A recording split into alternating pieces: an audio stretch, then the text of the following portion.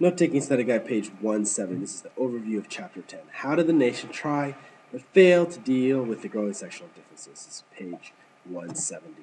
First, the nation divided. Growing tensions over slavery. The Wilmot Proviso, the description of this is a plan to ban slavery in all southern lands that became states. Its fate was blocked in the Senate. Slave-owning states saw it as an attack on slavery. California, both sides realized the mission of the Union was to upset the balance of free and slave states.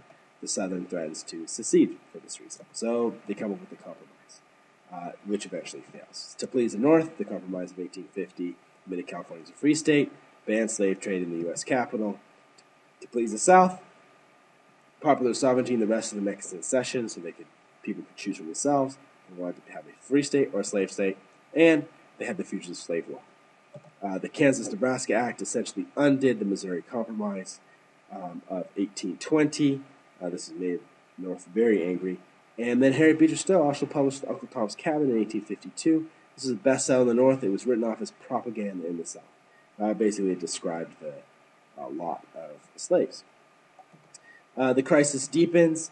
The Dred Scott case, Supreme Court declared the Missouri Compromise unconstitutional and actually opened all territories, including northern states, to slavery. Abraham Lincoln ran against Stephen Douglas for the Illinois Senate in 1858. He actually lost that.